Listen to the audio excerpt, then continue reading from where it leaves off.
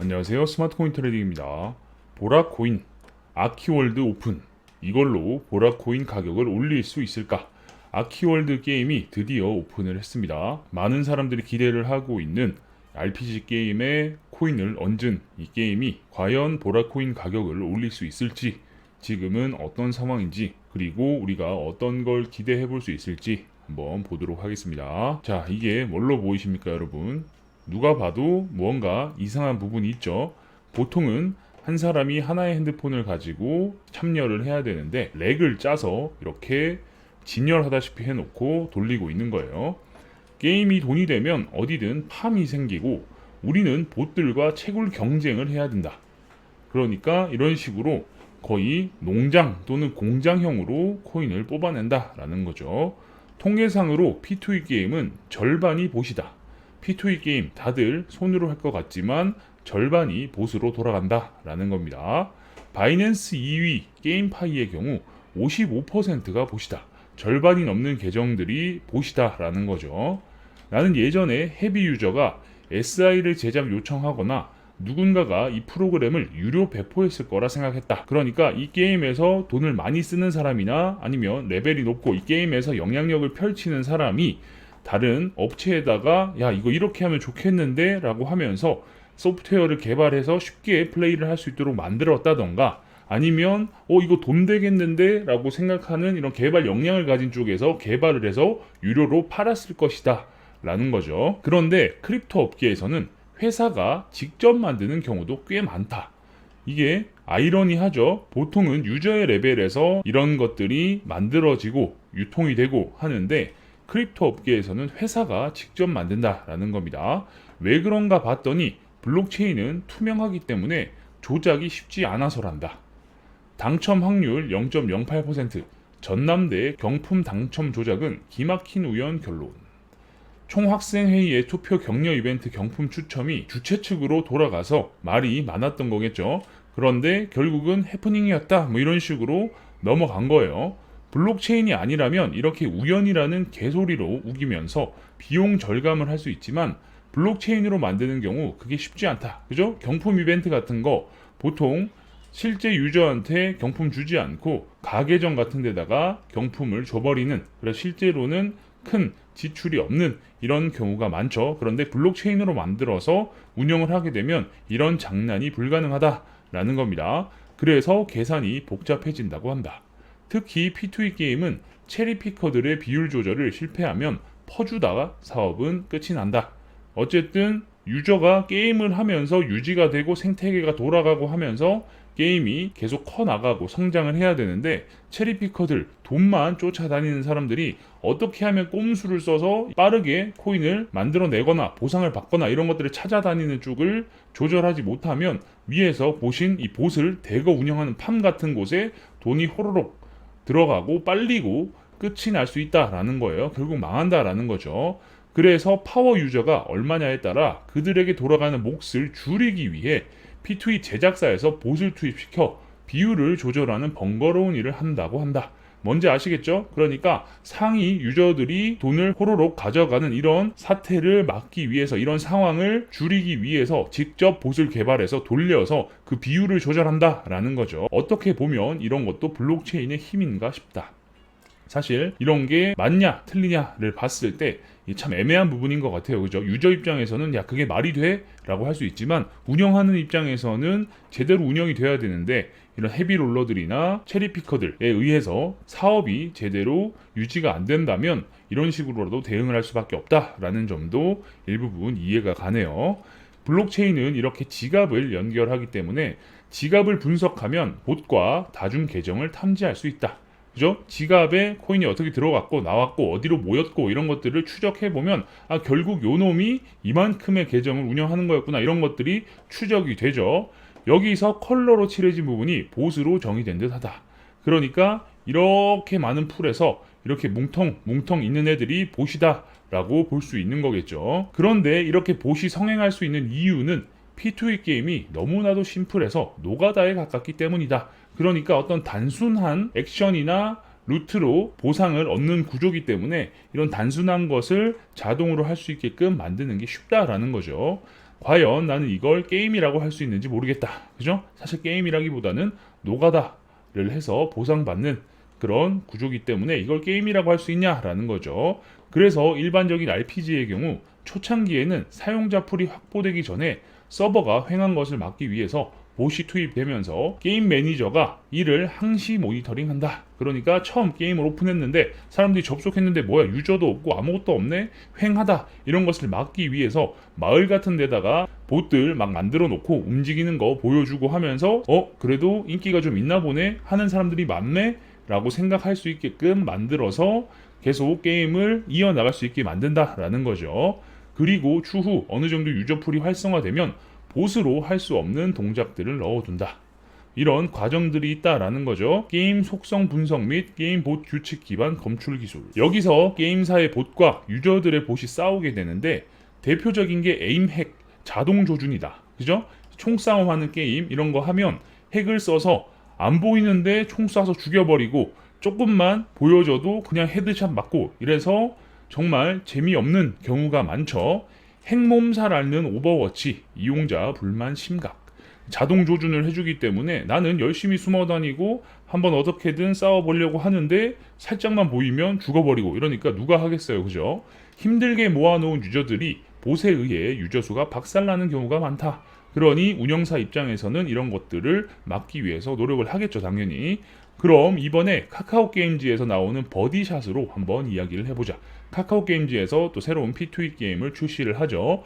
이건 에임 핵이나 메모리 해킹 같은 레벨까지 갈 필요 없이 그냥 기존 양산형 P2E 게임 중에 하나일 뿐이었다. 그러니까 이런 골프 게임은 이미 많죠. 벌써 수십 년 전부터 골프와 관련된 게임들이 나오고 있기 때문에 엄청나게 새로운 건 아니다라는 거죠. 리얼타임으로 4명이 동시에 점수를 경쟁하여 버디 토큰을 채굴하거나 누가 봐도 봇들만 연락에 집어넣어 코인 몰아주기 할 것 같은 느낌.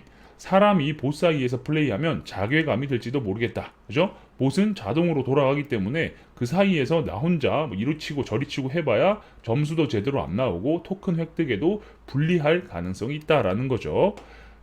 다른 채굴 방법은 스크린 골프 연습장에서 연습하는 방식으로 버디 토큰을 채굴하는 거다. 그죠? 이번에 카카오 VX가 스크린 골프 사업에 뛰어들었죠. 그걸 활용하겠다라고 보여집니다.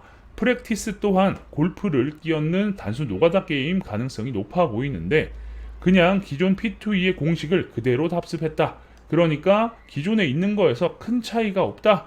라고 보여진다라는 거죠. 하다못해 1년 전에 나온 모두의 골프 프렌즈샷에서 NFT나 코인을 살짝 적용했다면 정말 기대가 만빵이었을 텐데 그러니까 시장의 상황이 좋을 때 오히려 이런 게 나왔으면 오히려 더 낫지 않았을까? 라는 거죠. 이런 훌륭한 레퍼런스 소스를 도대체 어디다가 팔아먹은 건지 기존 버디샷 홈페이지를 보아하니 게임은 뒷전이고 오로지 민팅이니 채굴이 어떻게 돌아오느니 이런 내용만 들어있다. 그러니까 과거에 이런 모두의 골프, 프렌즈샷 살짝 게임의 NFT나 코인을 얻는 느낌이었으면 훨씬 더 좋았을 텐데 지금은 전부 민팅이 어떻고 채굴이 어떻고 이런 이야기만 잔뜩 적혀있다라는 거죠.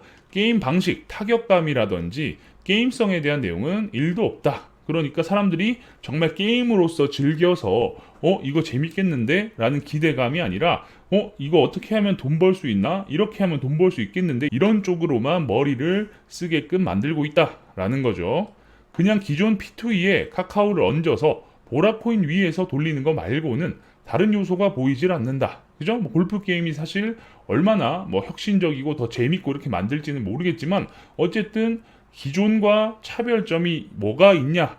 타격감이 어떻고 정확성이 어떻고 옵션이 어떻고 이런 이야기들이 전혀 없다라는 게 너무 아쉬운 점이죠. 결국 버디샷에서는 차별화를 기대하기는 어렵고 기존 골프장과의 연계나 파트너십으로 호재 장난이나 치다 흐지부지 끝날 것 같은 느낌이다. 카카오 게임즈의 보라를 섞은 게 아니라 보라가 빠르게 양산형 P2E 게임을 하나 뚝딱 만들고 카카오 게임즈 캐릭터 몇 개가 토핑처럼 들어간 느낌. 그러니까 골프의 본질에 집중한 게 아니라 골프와 관련된 게임 하나 툭 만들어 놓고 여기에 그냥 카카오를 얹은 그런 느낌이다 라는 거죠. 솔직히 얘가 먼저 P2E랍시고 나와서 카카오 게임즈에 똥물을 뿌리면 아키월드도 시작부터 디버프 맞고 들어가는 꼴인데, 그러니까 많이들 기대하고 있는 아키월드가 먼저 나오기 전에 버디샷이 출시가 돼가지고 버디샷 뭐야 이거 개판이잖아 라는 이미지와 여론이 만들어지면 아키월드 또한 마찬가지로 야 별로 기대할 거 없어 야 봤잖아 버디샷 어떻게 나왔는지 이런 여론이 생겨버리면 디버프 맞고 돌아간다라는 거죠. 당연한 거죠. 다행히도 아키월드가 먼저 오픈하는 것 같다. 그죠? 훨씬 더 규모 있고 공을 들인 아키월드가 먼저 오픈을 했죠. 아키월드는 그래도 제대로 된 모습이 지속적으로 보였다. XL게임즈 아키월드 토지 NFT 23일 판매 개시. 블록체인 쪽 인원들은 관행이라며 개발 운영비를 미리 뽑을 수 있는데, 아키월드 게임 속의 땅을 NFT로 판매하는 기존의 디센트럴랜드 마나코인이 했던 것과 비슷한 방식으로 땅을 팔아서 미리 돈을 땡길 수 있는 그런 방식을 택했다라는 거죠. 여기서는 그래도 되니까 이 판이 일단 그렇다라는 건데, 호구들 등쳐먹는 걸 안 하는 게 병신이라고 생각해서 NFT 선판매를 질러버린 것 같고, 최간호 XL게임즈 대표 쓸 곳 없는 NFT 발행 말리고 싶다. 다른 조직에서는 게임이 나오지도 않았는데 무슨 아파트 선분양하냐고 싸우면서 게임성이 더 중요하다고 싸우는 모습. 오히려 찐 게임 개발자들은 혹시라도 잘못 설계된 이 토큰 이코노미로 인해 힘들게 개발한 게임이 박살날까봐 걱정인 상황. 방향성은 이게 맞다. 그러니까 지금 상황에서 NFT 만들고 괜히 NFT 팔아가지고 민팅 실패하고 가격 유지 안 되고 하면서 거기서부터 이미 기대감이 박살이 나버리면 게임 오픈하고 나서도 똑같이 분위기가 안 좋을까봐 걱정을 하는 거죠. 정말 코인 가격과는 별개로 카카오 게임즈 내에서 메타보라의 입김이 영에 수렴해야 게임성을 갖춘 제대로 된 결과물이 나올 것이다. 그러니까 코인 가격과는 별개, 그리고 카카오 게임즈 내에서도 이 보라, 코인의 입김, 코인 쪽에 입김이 없어야 게임이 주가 되고 코인이 거기에 숟가락을 얻는 방식으로 돌아갈 수 있다라는 거죠. 그리고 드디어 공식 계정에서는 오늘이 아키월드 출시 D-Day임을 알렸다. 오늘 게임이 출시를 한 거예요. 9월 1일. 참고로 코인을 처음 접한 분들은 메타마스크를 쓰면서 상당한 불편함을 겪은 분들이 있을 것이다. 메타마스크 많이들 써보셨죠? 나는 지갑에 다른 코인을 집어넣는데 왜 스왑하고 전송하는데 굳이 이더를 넣어야 되는 거야. 그리고 이더 기반의 지갑이기 때문에 전송에 쓰이는 가스비가 필요하죠. 그래서 이더를 넣어 놔야 되는데 이걸 모르시는 분들은 내가 다른 코인 가지고 있는데 왜 자꾸 이더를 집어넣으라는 거지? 이런 혼란이 올 수 있다라는 거죠. 클립 써보신 분들도 아시죠? 클립에 코인을 보내면 랩핑된 다른 코인으로 사용이 가능한데 실제로 그 코인을 다른 곳으로 보낼 때는 플레이가 필요하죠. 내가 만약 이더리움을 송금한다 라고 했을 때도 그걸 송금하기 위해서는 클레이가 필요하죠. 그런 경험을 해보셨을 거고 코인 생태계가 어떻게 돌아가는지는 이미 아시는 분들은 잘 아실 거예요. 그런데 게임으로 인해서 코인을 처음 접하게 되신 분들은 많은 혼란이 올 수 있다 라는 거죠. 아키월드도 비슷하다. 보라 코인이 있으면 된다고 해서 사놨는데 왜 다음 단계로 못 넘어가지? 라는 불편을 겪는 분들을 위해 보라 코인이 클레이 위에서 돌아가기 때문에 불편함을 느끼지 못하도록 미리 지갑에 1클레이를 에어드랍 해줬다. 지금 클레이가 가격이 박살이 나서 거의 300원, 310원 정도의 가격이 움직이고 있던데 클레이를 미리 에어드랍 해서 코인을 주고받고 하는데 문제가 없게끔 조치를 취해놨다라는 거죠.